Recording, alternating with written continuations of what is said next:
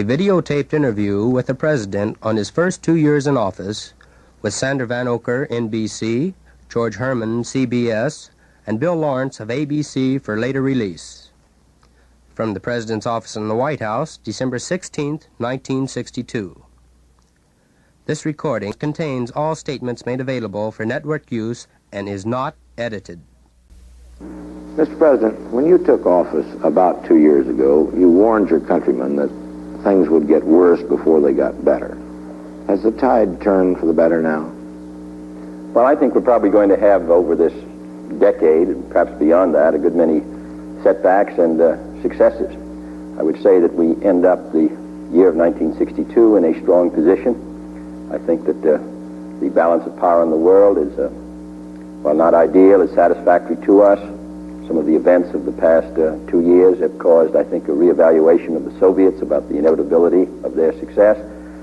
So I would say that we're in a strong position today, but I anticipate in a struggle which is worldwide, which takes place in areas where we don't directly control events, that there will be other occasions in the coming 2 years where we're going to be set back and where we'll have disappointment.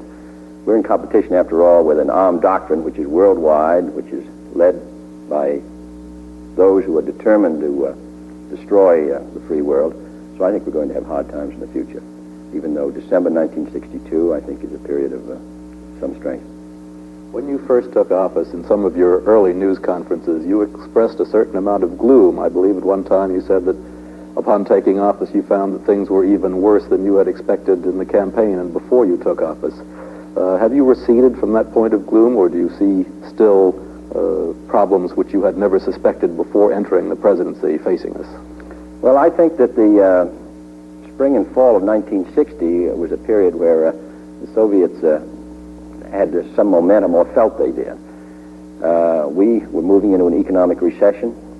The U-2 flight incident, which Khrushchev exploited, his attitude at the Paris meeting following the U-2 incident, his behavior at the UN meeting in the fall of 1960, banging on the table. Some reports that newspapermen wrote in December of 60 after visiting Moscow, a feeling that perhaps the West was tired and that the communists were in the ascendancy. I felt that feeling quite strongly in taking over. We were faced with a very serious problem in Laos. At the meeting which took place at the White House on January 19th with President Eisenhower and a member of his cabinet, the matter we talked about the most was Laos, the possibility of United States military intervention in Laos because the side we were supporting was being defeated. Landlocked country, right under the stomach of China, would have been a situation far more difficult for us than Korea.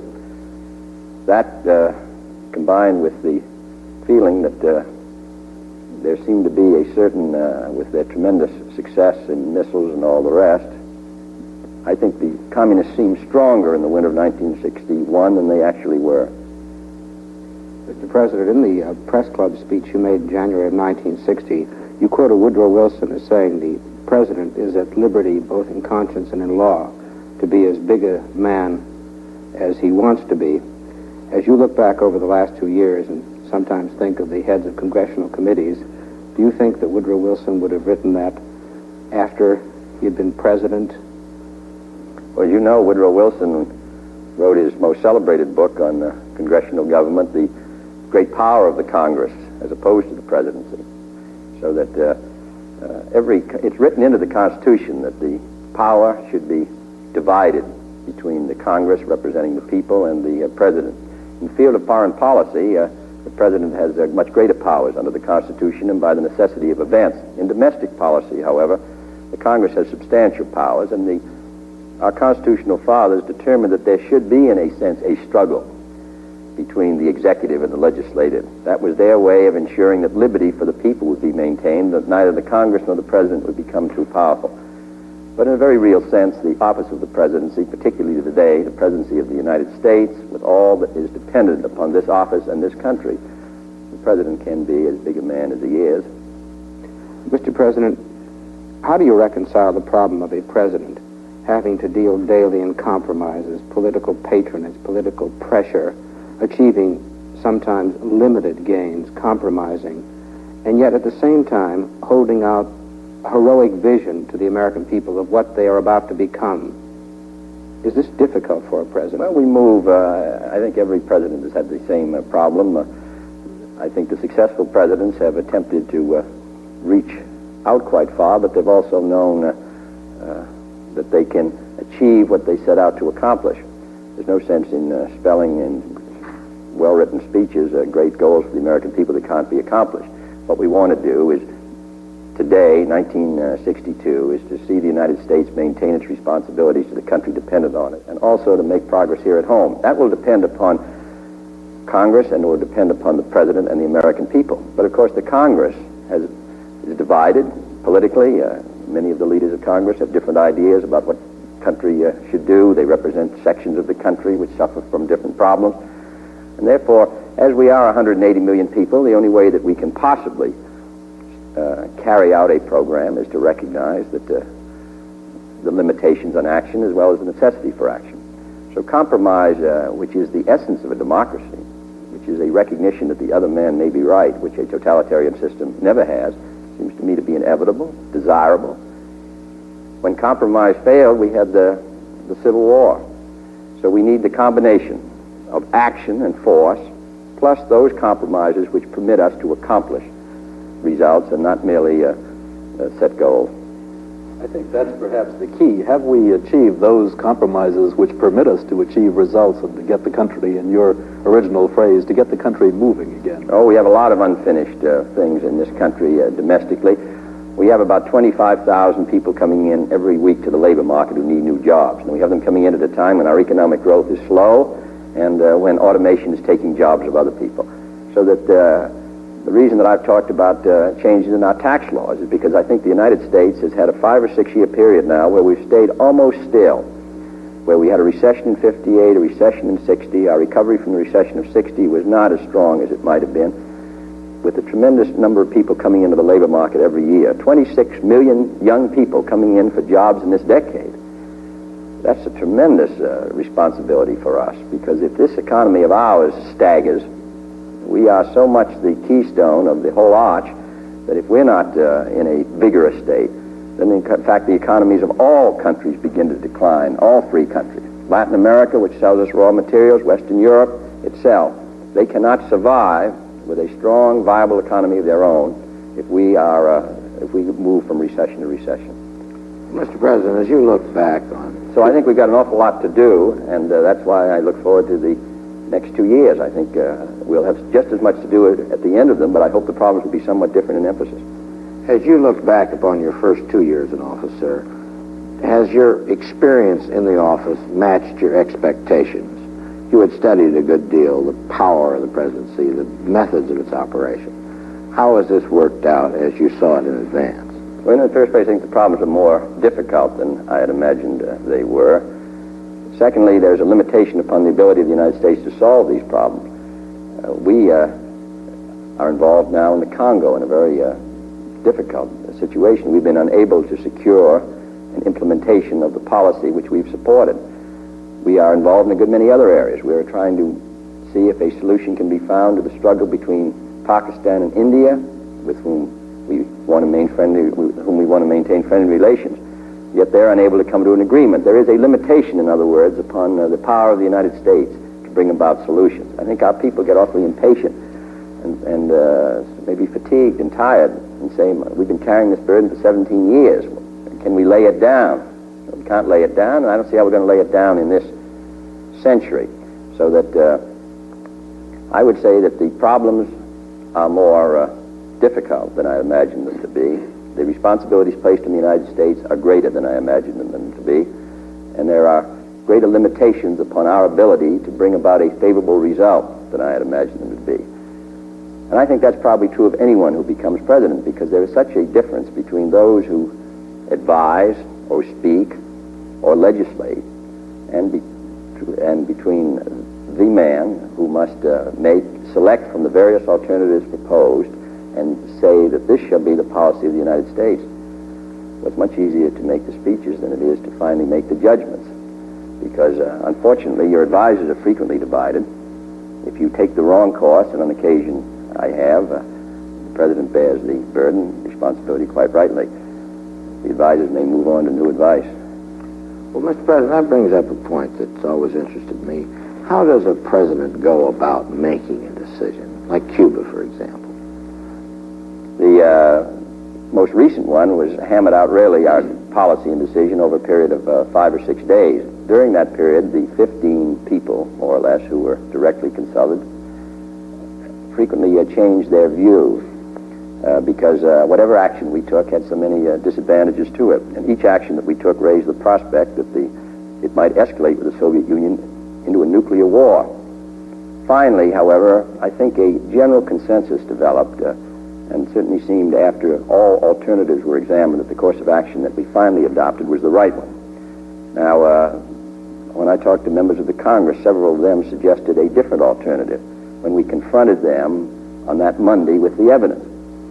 My feeling is that if they had gone through the 5-day period we had gone through at looking at the various alternatives, the advantages and disadvantages of action, they probably would have come out the same way that we did. I think we took the right one. If we had had to act on the Wednesday in the first 24 hours, I don't think probably we would have chosen as prudently as we finally did, a quarantine against the use of offensive weapons. In addition, that had much more power than we first thought it did, because I think the Soviet Union was very reluctant to have us stop ships which carried with them a good deal of their highly secret and sensitive material. One of the reasons I think that the Soviet Union withdrew the IL-28s was because we were carrying on very intensive low-level photography. Now, no one would have guessed probably that would have been such a harassment. Mr. Castro could not permit us to indefinitely continue widespread flights over his island at 200 feet every day. And yet he knew if he shot down one of our planes that then it would bring back a much more serious reprisal on him. So it's very difficult to always make judgments here about what the effect will be of our decisions on other countries. In this case, it seemed to me that we did pick the right one.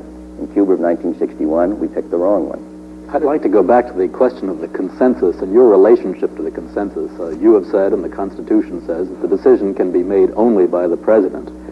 Now, what was your relation to the consensus? Did you form no opinion until a consensus appeared, or were you part of forming the consensus? And had you disagreed with it, what then? Well, I think that, you know, that old story about Abraham Lincoln in the cabinet. He says, all in favor say aye, and the whole cabinet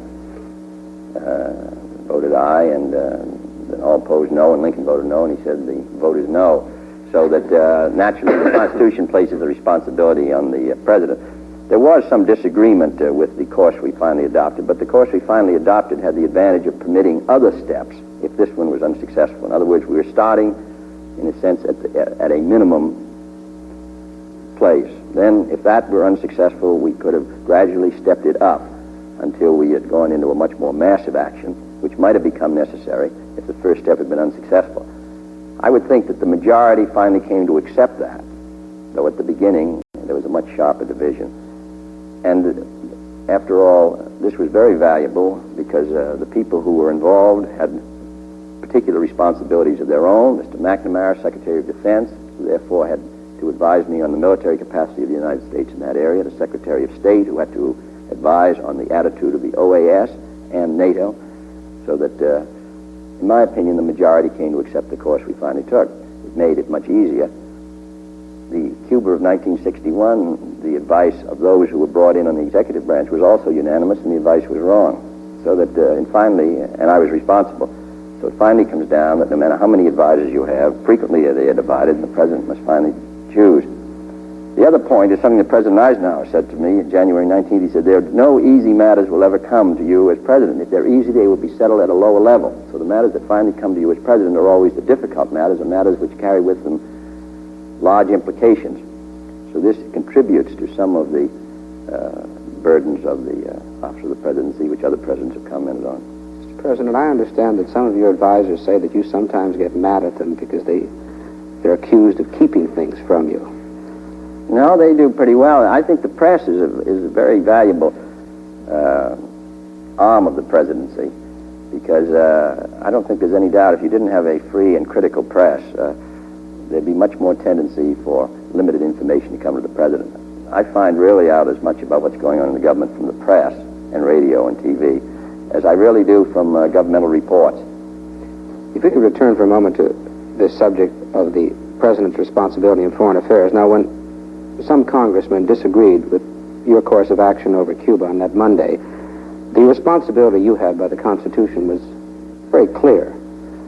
But in domestic matters where the responsibility is divided, how do you use the presidency, in Theodore Roosevelt's phrase, the bully pulpit, to move these men who really are kind of barons and sovereigns in their own right up there on the hill? Have you any way to move them toward a course of action which you think is imperative? Well, the Constitution and the development of the Congress all give advantage to delay. It's very easy to defeat a bill in the Congress. It's much more difficult to pass one. To go through a committee, say the Ways and Means Committee of the House, a subcommittee, get a majority vote, a full committee, get a majority vote, go to the Rules Committee and get a rule, go to the floor of the House and get a majority, start over again in the Senate, subcommittee and full committee, and in the Senate there is unlimited debate, so you can never bring a matter to a vote if there's enough determination on the part of the opponents, even if they're a minority. To go through the Senate with the bill, and then unanimously get a conference between the House and Senate to adjust the bill, or if one member objects, to have it go back through the Rules Committee, back through the Congress, and have this done on a controversial piece of legislation where powerful groups are opposing it. That's an extremely difficult task. So that the struggle for a president who has a program to move it through the Congress, particularly when the seniority system may place particular individuals in key positions who may be wholly unsympathetic to your program, may be, even though they're members of your own party, in political opposition to the president. This is a struggle which every president who's tried to get a program through has had to deal with. After all, Franklin Roosevelt was elected by the largest majority in history in 1936, and he got his worst defeat a few months afterwards in the Supreme Court bill. So that they are two separate offices and two separate powers, the Congress and the presidency. There's bound to be conflict, but they must cooperate to the degree that's possible. But that's why no president's program is ever put in. The only time a president's program is put in quickly and easily is when the program is insignificant.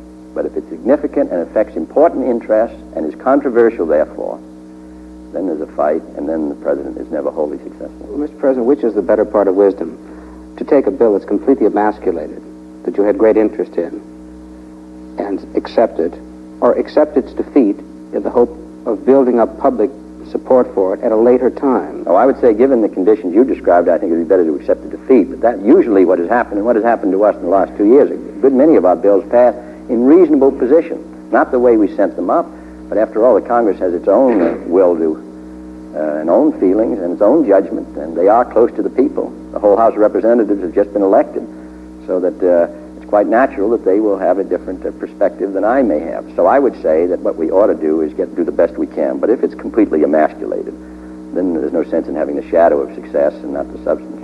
Mr. President, in this exercise of presidential power, I think perhaps the best known case and the most widely talked about was your rollback of steel prices after they had been announced by the steel company. Some people have suggested that in retrospect, perhaps you would not have acted so vigorously.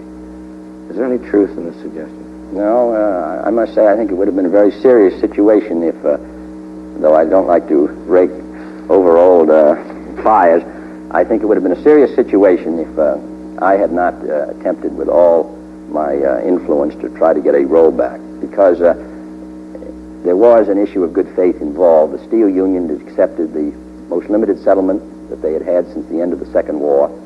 They had accepted it 3 or 4 months ahead. They did it in part, I think, because I said that we could not afford another inflationary spiral that would affect our competitive position abroad. So they signed up. And then when their last contract was signed, which was the Friday or Saturday before, then steel put its prices up immediately.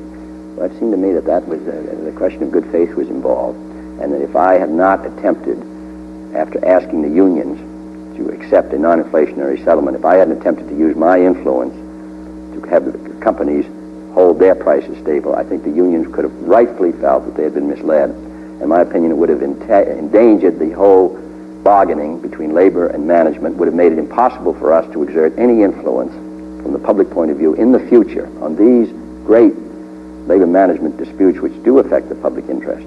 So I have no regrets. The fact is we were successful. Now, supposing we had tried and made a speech about it and then failed, I would have thought that would have been an awful setback to the office of the presidency. Well, actually, it looked very much like failure just a few hours before success came, didn't it? Yeah, but that's frequently, that frequently happens in Sir, life. did you feel that as a personal insult, or this was a breach of faith with the office of the president? Well, I don't want to accuse anyone, because I think that everybody moved and felt they were meeting their own responsibilities. But I felt that the union, in this case, had responded with an understanding that the company would keep its prices stable. Now, there seems to be a misunderstanding about that. But from the point of view, in my opinion, of the presidency, I think any president had to react to a sharp increase in prices immediately after the last contract had been signed with the union for a very non-inflationary agreement. Now, I just think that looking back on it, I wouldn't change it at all. There's no sense putting the office of the presidency on the line on an issue and then being defeated when an issue of really a very important issue of good faith was involved. Were you surprised at all by the instrument of your success in that case? Here was a case where you used the influences, as you put it, of the presidency that had no particular constitutional form. You addressed the nation in a press conference. You talked about what was involved. You used, I guess, what could be most purely called here moral suasion, in addition to a very small number of I think legal the reason we were successful was I think we were really right at that time. And I think that most members of the steel industry, in retrospect, would agree that at least their timing was very bad. I think that you're frequently successful, and this is true of a country as well as individually. You're frequently successful when you're on the right side. We were on the right side, and that's why they finally agreed to it, because I think that a substantial element in the business community agreed. Now, an unfortunate repercussion of that was the strong feeling that the government might interfere in a good many labor management matters, or that it might interfere in the whole question of the free enterprise system. It was regrettable that general conclusion was drawn from this particular incident. But given the problem that I had on that Tuesday night, I must say, I think we had to do everything we could to get it reversed. Another example. Your predecessor, President Eisenhower, in his farewell message to the people just before he left office, warned of the dangers of a possible military-industrial complex that might threaten the very nature of democracy. Have you felt this threat at all while you were in office? Well, it seemed to me there was probably more in that feeling, perhaps some months ago, than I would say today. Of course, every time you cancel a weapon system, it affects a good many thousands of people, the interests of a community, the interests of members of Congress, the interests of a state. And we've had a long fight, for example, over the B-70, which we have felt is a weapon that isn't worth the money we'd have to put into it, but it's a very difficult struggle with the Congress. Twice now, Congress has appropriated the money for the program. Twice, we have not spent that money. But I must say that as of today, I don't feel that the pressure on us is excessive. Well, I was particularly attracted, sir, by an advertisement, a two-page color advertisement this week in one of the national magazines for the Project Skybolt missile. Yes, I saw the ad. And it claimed only successes for the missile, mentioned no failures, though you had pointed out 5. And it said that this system would save billions of dollars in tax dollars if developed. Now, did you regard that as pressure on you? Well, I think it was an attempt to influence our decision. I see nothing wrong with that. The fact of the matter is that this Skybolt is very essential to the future of the Douglas Company. There are thousands of jobs that are involved. There are a good many people in the United States who feel that this program would be useful. And, of course, the British feel very strongly about it. So I think the ad was an attempt to bring what the Douglas Company feels are the facts to my attention, Mr. McNamara's, in a different form. In fact, I saw that ad today. The only thing that we ought to point out is we're talking about $2.5 billion to build a weapon to hang on our B-52s when we already have billions invested in Polaris and Minuteman. We're talking about developing now Titan III and other missiles. It's just a limit to how much we need, as well as how much we can afford, to have a successful deterrent. We have submarines in the ocean. We have Minutemen in the ground. We have B-52 planes. We still have some B-47s. We have the tactical forces in Europe. I would say when we're starting to talk about the megatonnage that we could bring into a nuclear war, we're talking about annihilation. How many times do you have to hit a target with nuclear weapons? That's why when we're talking about spending this $2.5 billion, we don't think that we're going to get $2.5 billion worth of national security. Now, I know there are others who disagree, but that's our feeling. Mr. President, apparently these people feel that they can pressure various parts of an administration. How does a president, when he comes into office, seize hold of a bureaucracy and make sure that the bureaucracy is aimed toward a specific purpose? Now, the amazing thing about the week about Cuba, you and 13 others almost bent this vast bureaucracy to a specific will and to a specific purpose and directed it that way for almost 3 weeks. Is that possible only in time of a crisis, sir, or is it possible all the rest of the time? Well, it's, of course, much easier in crisis. Not only did we have support in the government and in the country, and I think in the Congress, but also among our allies and in NATO. Actually, the president appoints very few people. Everything is civil service. When he comes into office, there may be 1 or 2 thousand people who are appointed at the top of all the various agencies who he knows or who supports him. The rest of them are the civil servants who make the government work. I think it depends an awful lot on the skill of those who head up these areas. What we're very fortunate in having in the Defense Department is Secretary McNamara, Deputy Secretary Gilpatrick, who I think have been extraordinarily successful. We have very able chiefs of staff, and the chairman, General Taylor, who was here at the White House for a year and therefore knows a good deal about what my problems are, as well as the problems of the military. But there is a struggle over weapon systems, over strategy, over tactics, and there's a division even in the military frequently over these questions.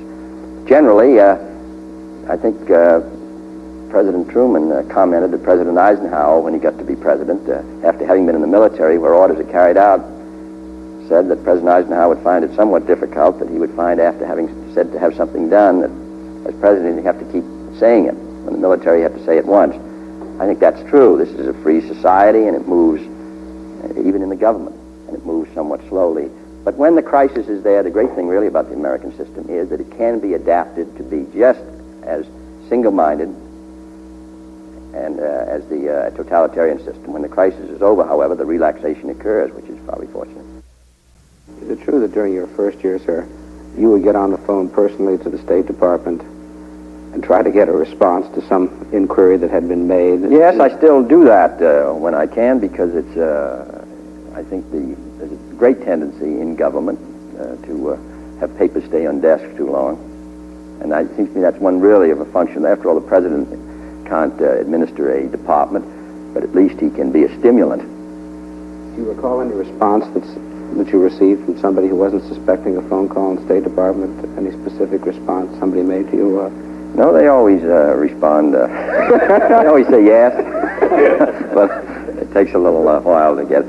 You know, after I met Mr. Khrushchev in Vienna, and they gave us an aide-memoire, it took many weeks to get our answer out through the State Department, coordinate with the British, the French, and the Germans. It took much too long. It seems to me we've been able to speed it up, but this is a constant problem in various departments. There are so many interests that are involved in any decision. No matter what whether the decision is about Africa or Asia, it involves the Europe's desk, it involves the desk of the place, it involves the Defense Department, it might involve the CIA, it frequently involves the Treasury, it might involve the World Bank, or it involves the United Nations delegation.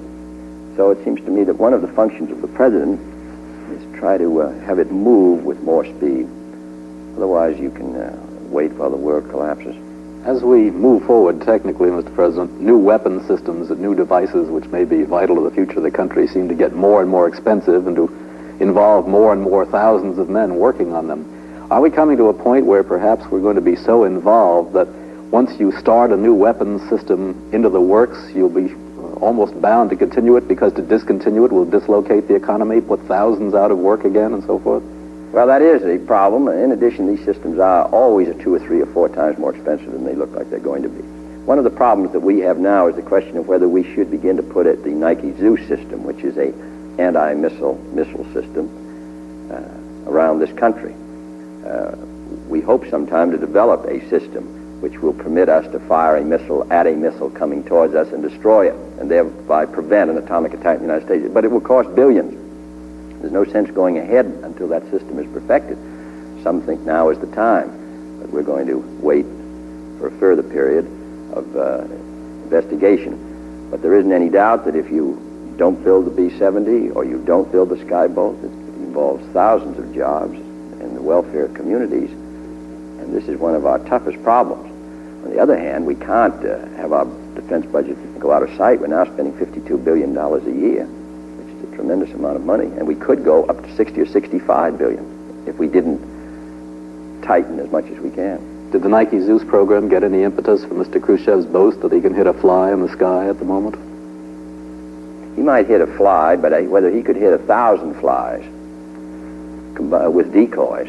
See, every missile that comes, we might have 4 or 5 missiles in it, or that appear to be missiles, and the radar screen has to pick those out and hit them going thousands of miles an hour and select which one is the real missile and which are the decoys, when there might be hundreds of objects coming through the air. That's a terribly difficult task. You can hit one, but what you're trying to do is shoot a bullet with a bullet.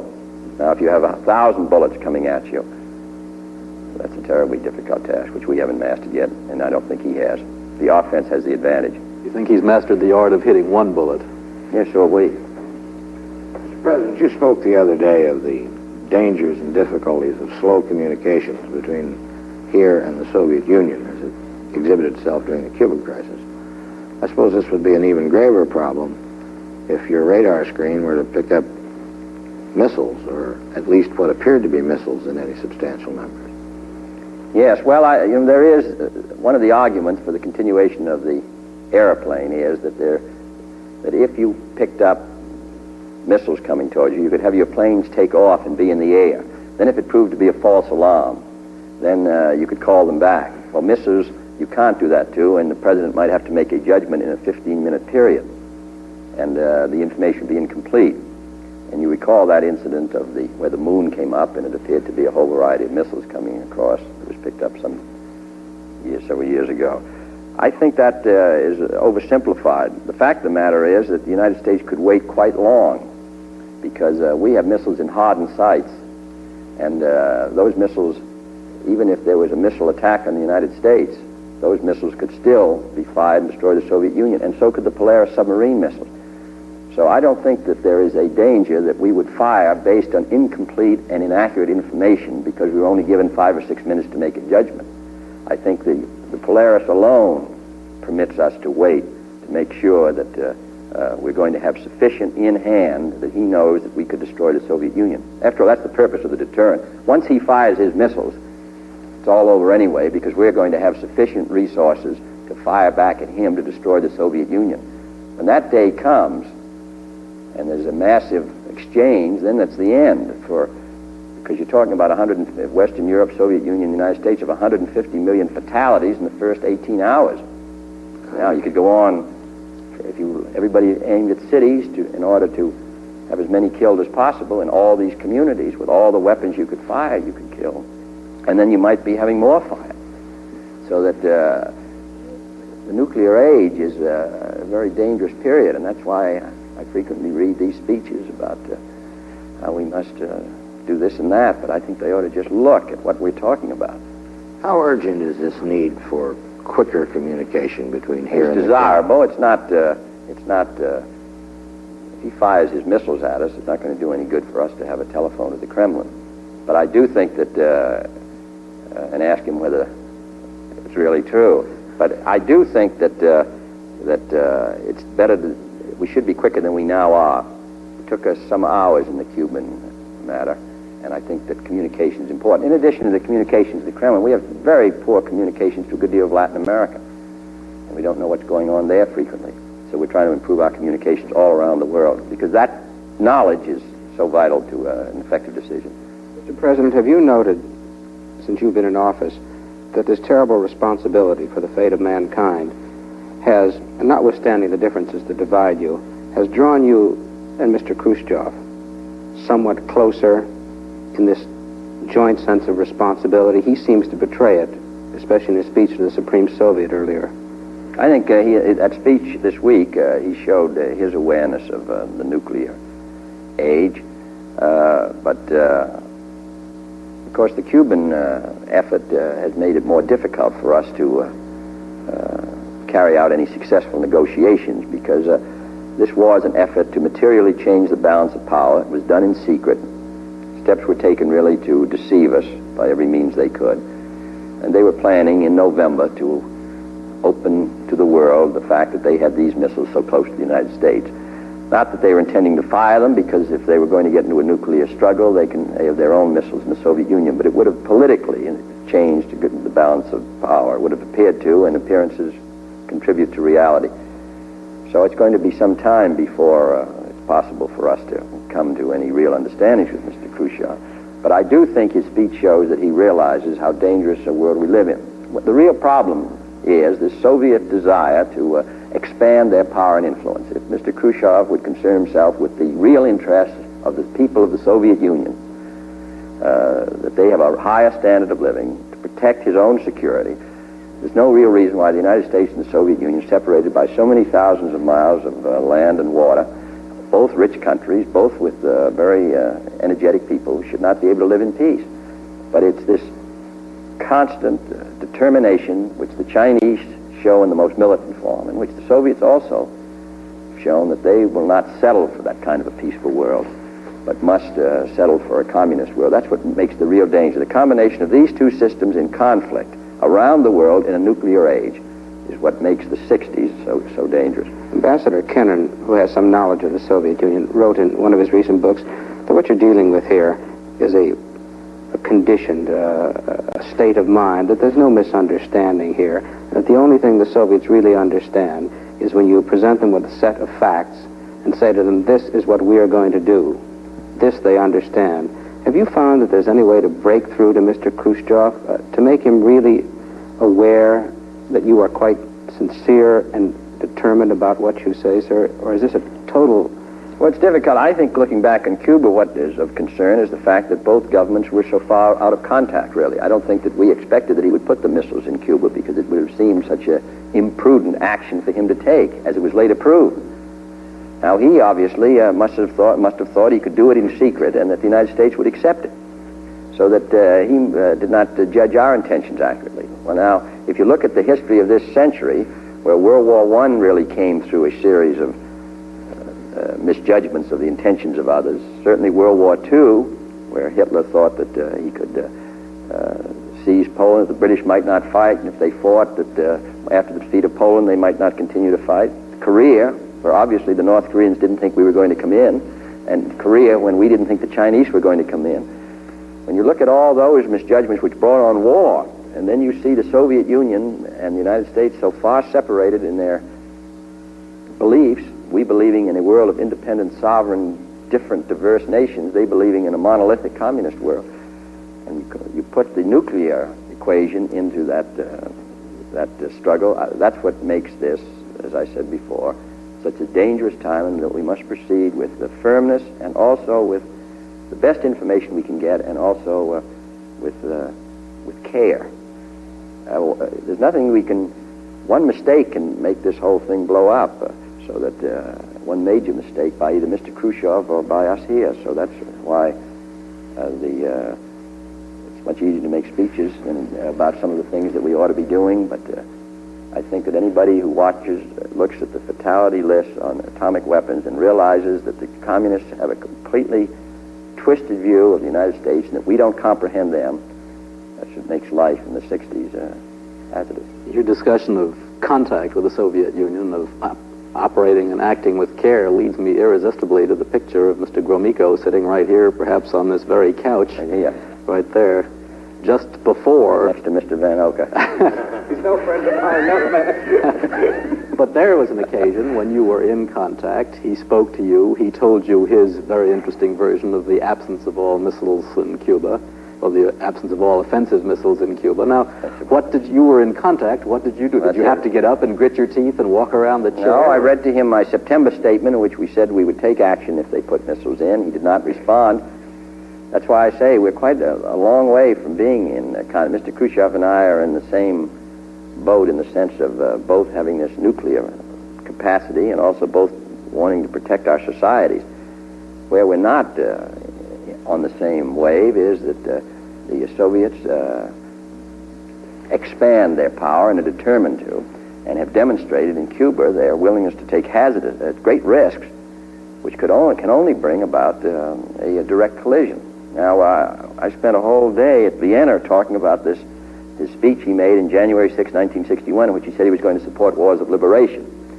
And I said, this is the way for the United States and the Soviet Union to end up in direct confrontation, which is what happened in Cuba.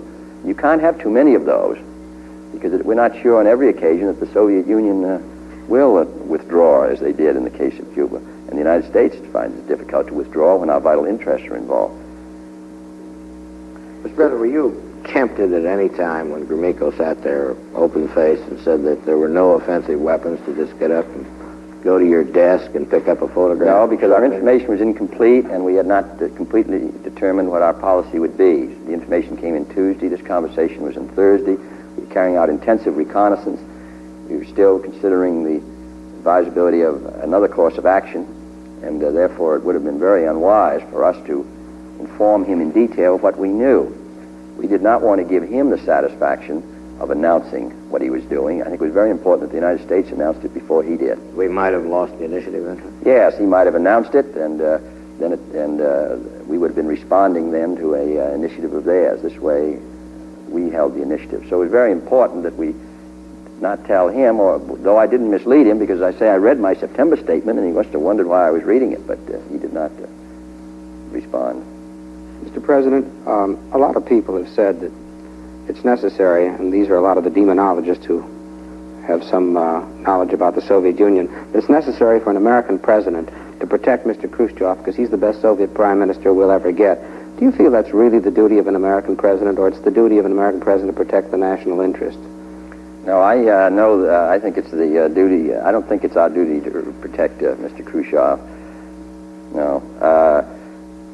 This argument that his successor would be worse, I don't know what his successor will be like. What I think it's our duty is to try to protect our vital interests, protect the security of the free world, and have Mr. Khrushchev understand our intentions clearly enough so that he can proceed about his business in a way which does not threaten our security and doesn't bring a war. We don't want to have to protect our security by the means of war. But Mr. Khrushchev has to understand that there are vital interests in the United States for which we will fight, and that if he will come, and he and the communists and the Soviet Union will come to devote their energies to demonstrating how their system works in the Soviet Union, it seems to me his vital interests are easily protected for the power that he has, and we could have a long period of peace. Then we could make a judgment which system does do the job. We believe ours does. He's argued that his does internally. But instead, by these constant desires to change the balance of power in the world, that's what it seems to me introduces the dangerous element. Now, I do think, in fairness, if you read his speech this week, you can see that we would be far worse off, the world would be, if the Chinese dominated the communist movement, because they believe in war as the means of bringing about the communist world. Mr. Khrushchev means our destruction, but he believes that peaceful coexistence and support of these wars of liberation, small wars, will bring about our defeat. The Chinese communists believe that by constantly hitting, and if a war comes, a third world nuclear war, they can survive it anyway with 750 million people. What is our course? So we're better off with the Khrushchev view than we are with the Chinese communist view, quite obviously. But Mr. Khrushchev does not wish us well, unfortunately.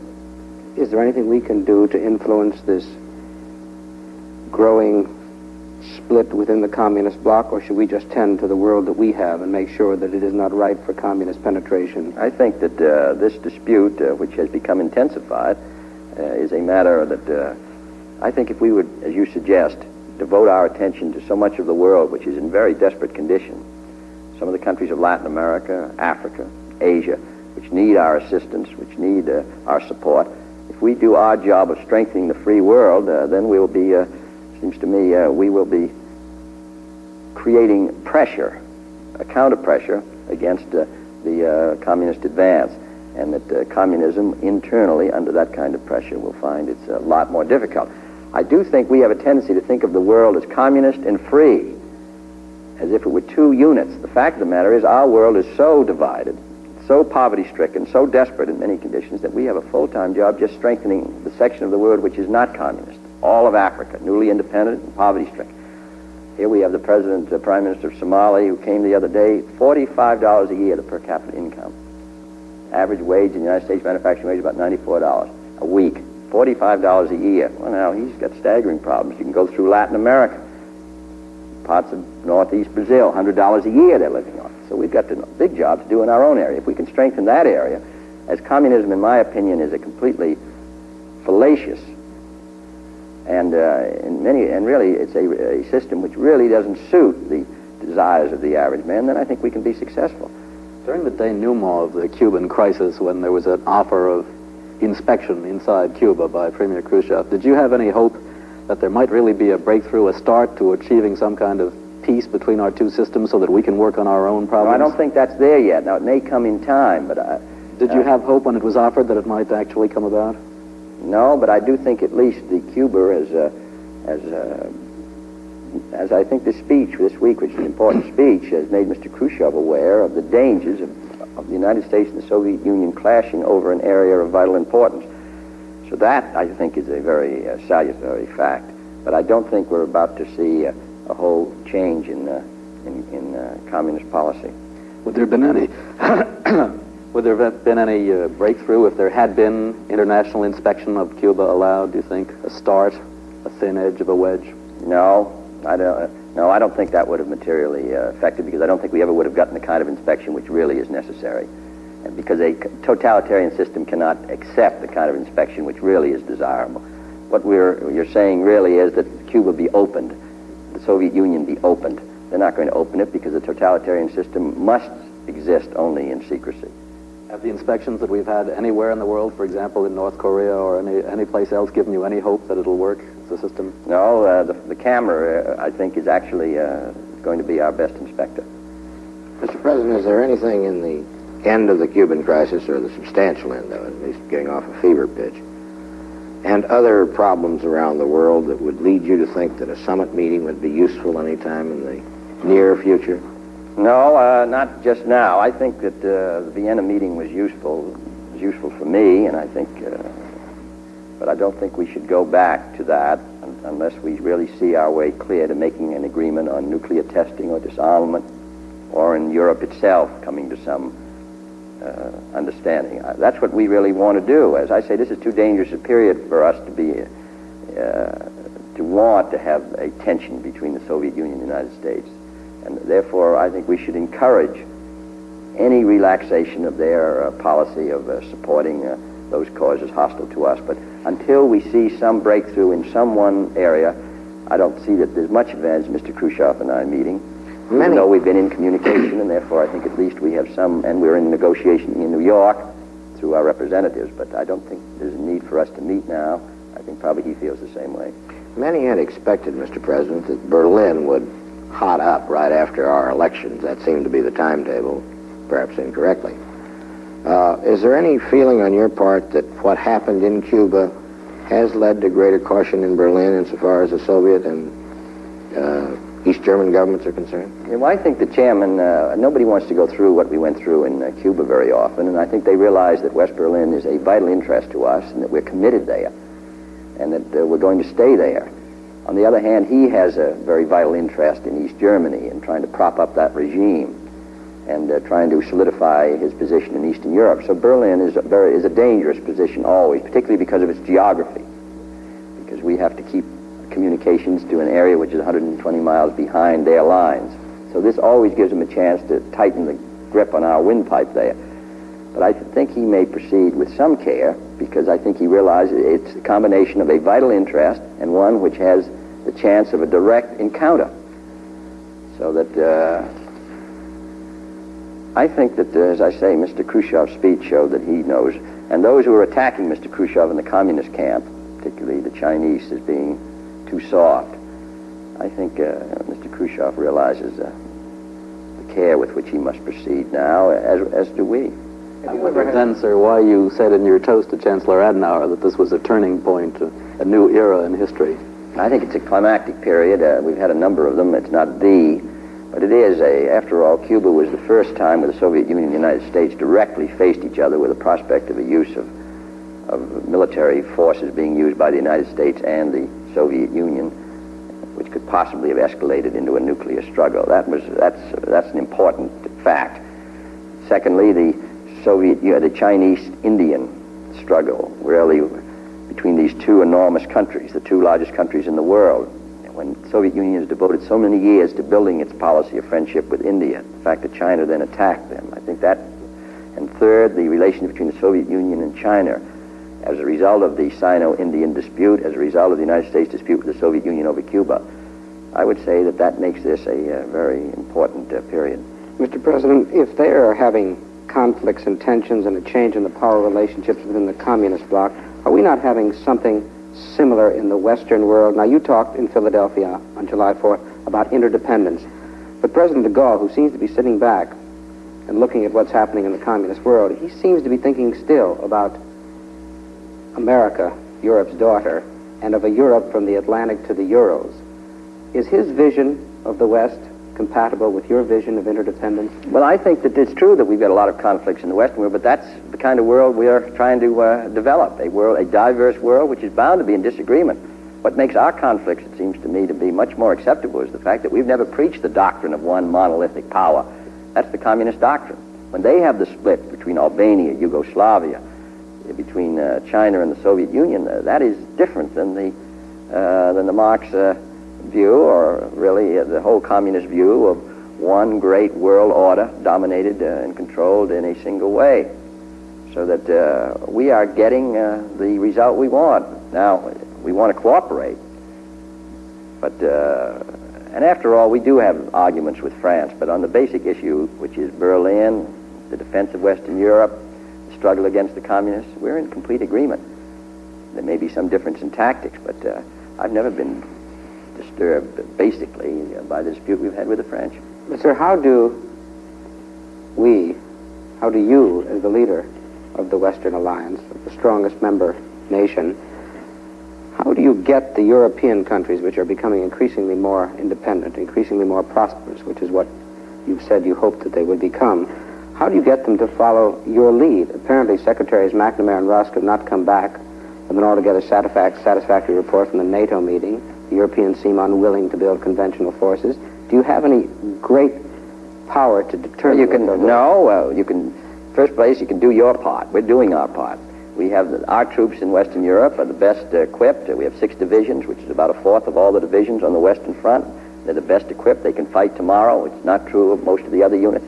So we're doing our part there. We're also providing the largest naval force in the world. We're also providing the nuclear force in the world. And we're also carrying out the major space program for the free world, as well as carrying the whole burden in South Vietnam. So the United States is more than doing its part. We hope Western Europe will make a greater effort on its own, both in developing conventional forces and in assistance to the underdeveloped world.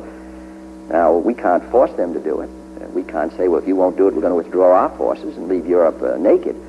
But I think the United States has done pretty well in carrying its burdens, and we hope that Western Europe, now that it's prosperous, will do its part. We put $12 billion in Western Europe in 4 years, from 48 to 52.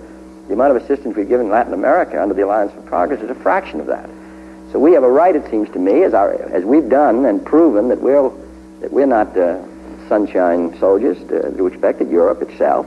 There isn't a country in Europe that's putting, of the countries we're talking about, that's putting as many men and as large a proportion of its population and gross national product into the... Sir, do you reach a point where you have to say, fish or cut bait? I can't go to the American people and ask them to assume this burden if they know that you're going to do this? Was, for example, the Skyboat. Well, look at Skyboat. The United States has developed the Skyboat. We put in $350 million into Skyboat.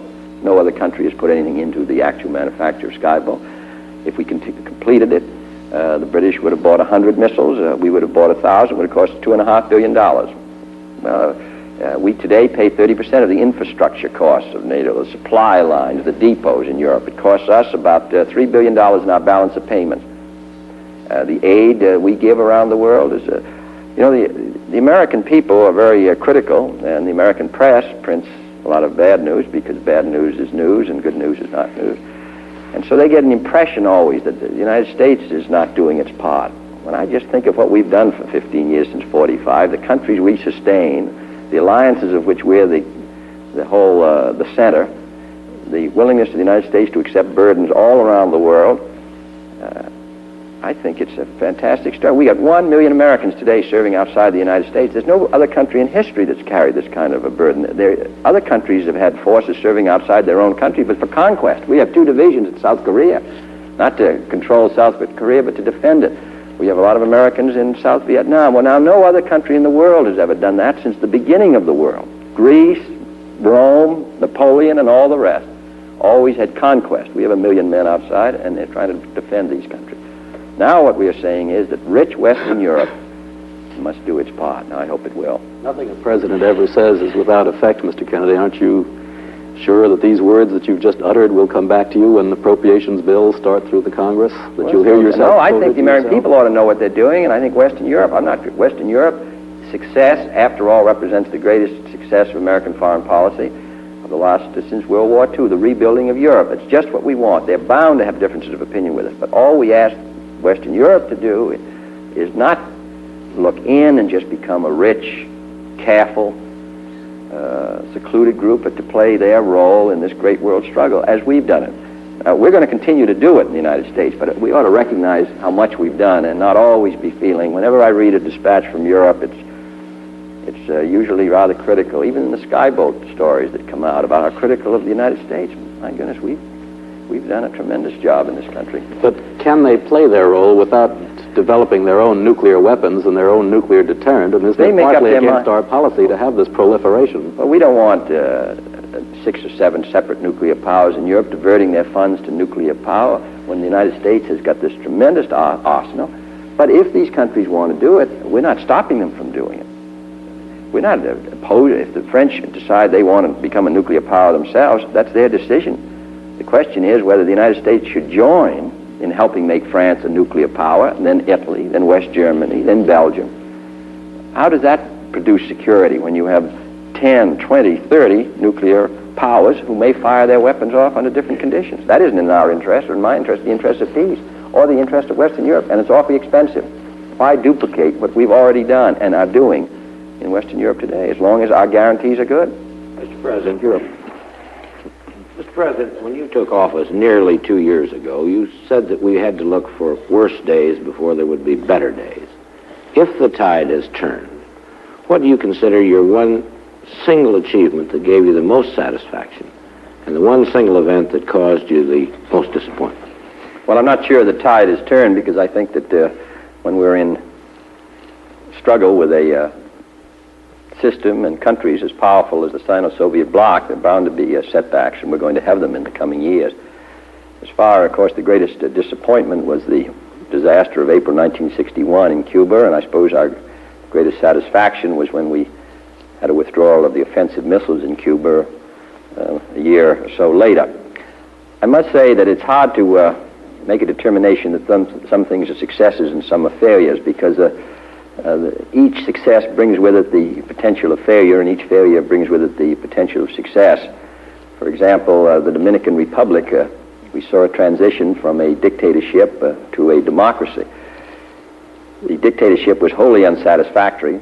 The democracy now is fraught with difficulties and perils in a poor country which is about to have an election. So that, as I say, when you have a success, which the transition was a success, now we have all the problems of making it work, the Dominican people, we do, and we supporting them. What's true there is true in every country in the world. So I don't think we can ever say the job is done. I don't think we can ever say something is a success. I don't think we should ever say that something is a failure.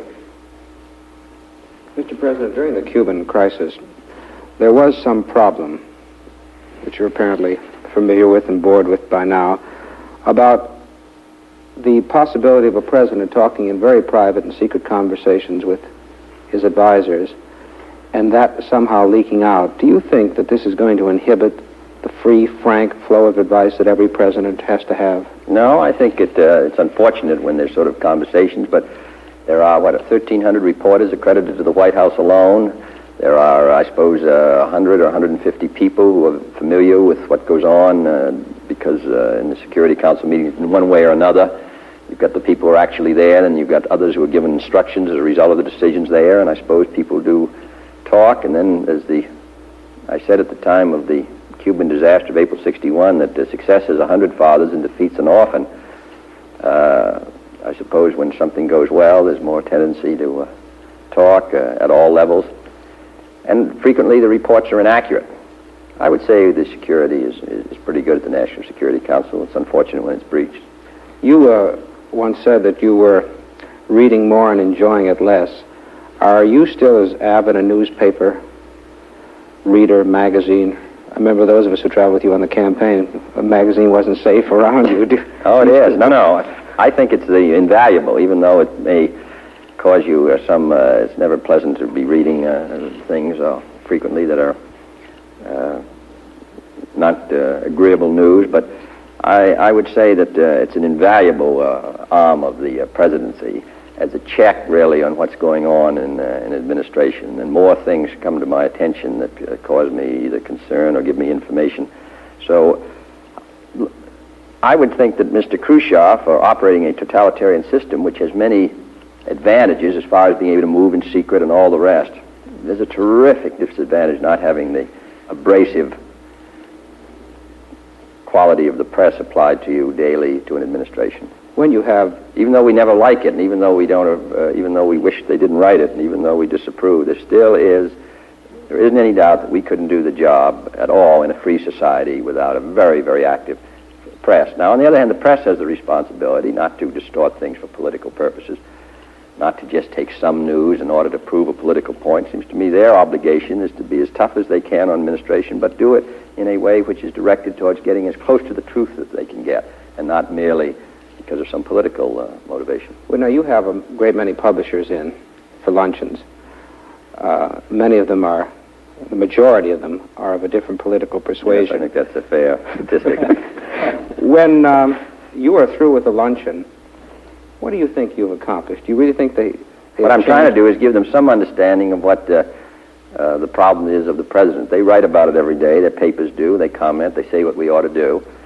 And I think frequently they're not aware of the difficulties that whoever is here has in meeting his responsibilities. My effort is to try to show them something about what goes on. I said this poem at a recent publishers' meeting about which was a poem by by a Spanish bullfighter, which bullfight critics ranked in rows crowd the enormous plaza full, but only one is there who knows, and he's the one who fights the bull. I'm trying to get them in the bull ring too. Mr. President, even without this abrasive factor in the American press, do you have enough of that very valuable commodity, the no man, inside your own ranks in the administration? Do you have enough people who argue with you, who say, Mr. President, I think you're totally wrong? And is this at all jeopardized by this recent leak? No, I think there's enough debate, and then, as I say, a combination of that and the press.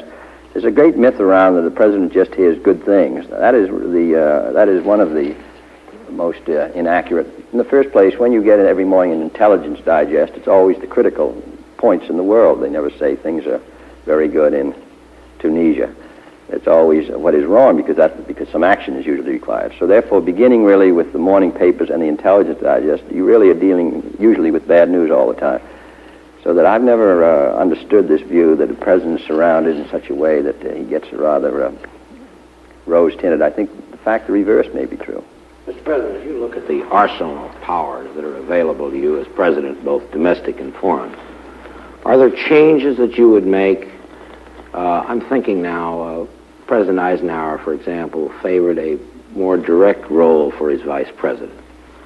He favored a 4-year term for congressmen, members of the House.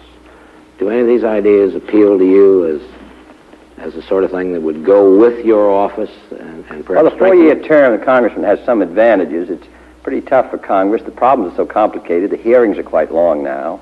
We deal with matters which every week, which just make the problems of the 19th century seem awfully simple.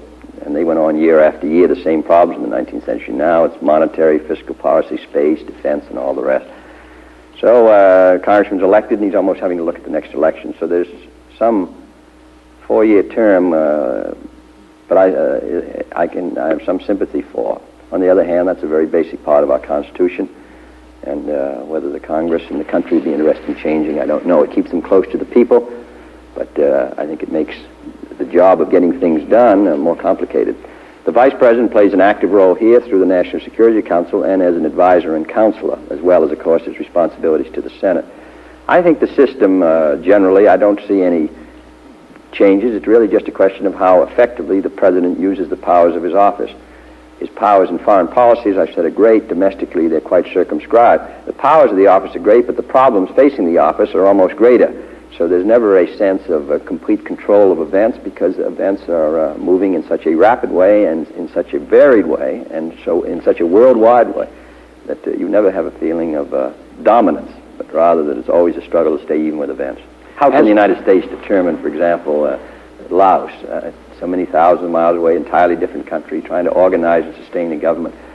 We get so discontented with our policy in Laos or some other place, but it's very difficult for this one country, with a very rich country, but still only a small percentage of the world's population, to make our writ run in the case of independent countries. As a young congressman, sir, you voted to impose a two-term limitation on presidents. Now that you've held the office for a while and also observed its effect on President Eisenhower's second term, would you repeat that vote even if the amendment did not apply to yourself? Yes, I would. I know the conditions were special in 47, but I think 8 years is enough. And I'm not sure that a president, if he's, in my case, if I were reelected, that you're at such a disadvantage. There aren't many jobs. That isn't the power of the presidency, patronage at all. They're filled in the first month. Most of those jobs belong to the members of the Congress anyway, so patronage isn't a factor. I think there are many other powers of the presidency that run in the second term as well as the first. Well, Mr. President, on that point, the fact is President Eisenhower has great influence today in the Republican Party and therefore in the country, and has great influence in foreign policy. He doesn't even hold office. In some ways, his influence is greater to some degree. So that, and the same is really true of also of President Truman, President Hoover. I don't think that it depends on the influence of a president. It's still substantial in his second term, though I haven't had a second term. I think it is. Are you looking forward to one, sir? Mr. President, on that point, much of your program still remains to be passed by the Congress. There are some people who say that you either do it in the next 2 years or it won't be done should you be elected to a second term. Do you share that point of view? You know, in the first place, I think we've got a lot by. I was looking at what we set out to do in January 61 the other day, and on taxes and on Social Security welfare changes and area redevelopment, minimum wage, the Peace Corps, the Alliance for Progress, the Disarmament Agency, and strengthening the defenses, strengthening our space program. We did all those things. The trade bill, not perhaps to the extent in every case of our original proposal, but substantial progress. I think we can do some more the next 2 years. And I would think that there are going to be new problems in 60, if I were reelected in 65, and I don't look at the second term as necessarily a decline. I don't think that at all. In fact, I think you know much more about the position. It's a tremendous change to go from being a senator to being president. In the first months, are very difficult. But I have no reason to believe that a president with the powers of this office and the responsibilities placed on it, if he has a judgment that some things need to be done, and he can do it just as well the second time as the first, depending, of course, on the makeup of the Congress. Sir, your experience in both houses, does that sometimes make you too acutely conscious of their problems rather than having a fixation, as it were, on your own problem of president? Do you sometimes see too much their point of view? No, I think I'm conscious from experience dealing with them as president that the Congress is, as I said before, it's very difficult to secure the passage of legislation, and we have to get the support of many members of Congress who may find it difficult in cases to vote with us. Look at the, particularly on domestic legislation, where powerful groups oppose any action you may take. We were dealing the other day with the problem of dairy surpluses. We spend $575 million a year for our dairy program. People on relief in the United States, public assistance, eat twice as much butter as the average American who is not on relief because we have so much butter. It's just pouring out. Well, now to try to write a program which will make sense and which will protect the interests of the farmer and still not cost us a staggering amount is very difficult. And there's so many places where you try to get a program through, and this happened last year, where you can be stopped by determined groups, even on the right committees or the Appropriations Committee or on the Rules Committee. The fact is, I think the Congress looks more powerful sitting here than it did when I was there in the Congress. But that's because when you're in Congress, you're one of 100 in the Senate or one of 435 in the House. So that the power is so divided. But from here, I look at a Congress, and I look at the collective power of the Congress, particularly to block action, which if it wants to, and it's a substantial power. Presidents who have acquired a great measure of fame and eminence in our history are usually presidents who've had to seek ways around this blocking power that you speak of. I believe Professor Clinton Rossiter says that if a president is not widely called in his own time a man who subverts the Constitution, he stands no chance of being a president known to history as a great president. If this is true, what have you been subverting lately? Well, I think that the final judgment of anybody in an administration in the 60s, and I think that that's the test, not any other test, is have the vital interests of the United States been protected? Has peace been maintained? Is there greater stability in the world than when he came in? And secondly, at home, did the economic growth of the United States continue as it must to maintain reasonably full employment? Now, that is our problem for the 1960s. And did all citizens participate more fully in the life of the country? Now, that's what I'll rest on whenever I'm finished. And I think the Congress has a role to play, and so do we. But I make a longer-range judgment now because I think that my term of office, the last 2 years of President Eisenhower, was the beginning of the period where the Soviet Union had the power to inflict a very serious nuclear blow on the United States through missiles. Up till about 57 or 8, that wasn't true. So from 58 on, we've been operating with two very difficult problems. One is the fact the Soviet Union has the nuclear arsenal and means of delivery, and secondly, from the end of 57 on, we've had a slowdown in our economy and a constant 5 to 5.5 to 6% unemployment, a lag in our growth, flowing out of dollars. So we've had two very, very clear problems, beginning really in 58. How we meet those two problems, it seems to me, will be our judgment. You referred to the fact that it may not be particularly difficult to work on these problems in the administration to come if you run again and are elected again. But haven't you said that if history teaches us anything about the administrations of Woodrow Wilson and Franklin Roosevelt, for example, it's that they achieved their great things in the first weeks, months, and years, that is the time of maximum action. Do you think that is going to be the case? No, because I think the problems are much different from the problems that faced Woodrow Wilson. How so, sir?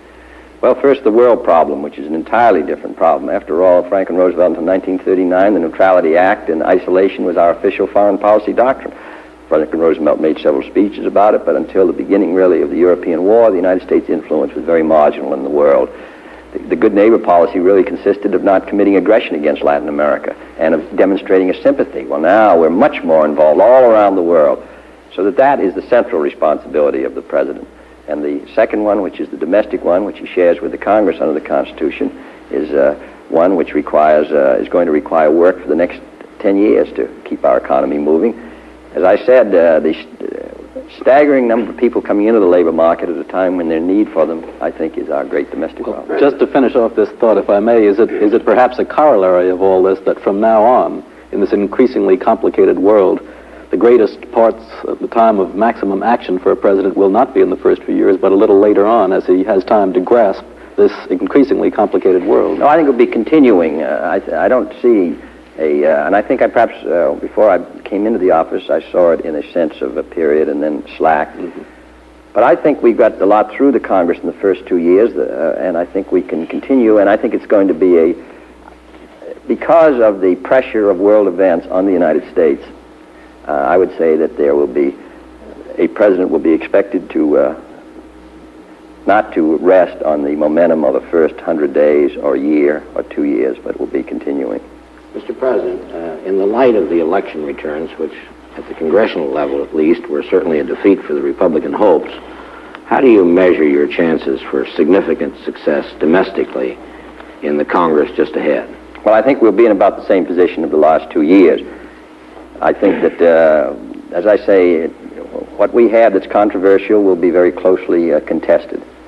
Did the complexion of the House change a little bit by these shifts? I would say it's slightly against us more than it was. We're not quite as good shape as we was for the last 2 years, but we're about where we were the last 2 years, which means every vote will be 3 or 4 votes either way, winning or losing. Do you have a very crucial vote at the outset on this Rules Committee fight again, do you think? And I hope that the Rules Committee is kept to its present number, because we can't function if it isn't. We might as well, we're through if we lose, if they try to change the rules. Nothing controversial in that case will come to the floor of the Congress. In other words, the whole program, in my opinion, would be emasculated.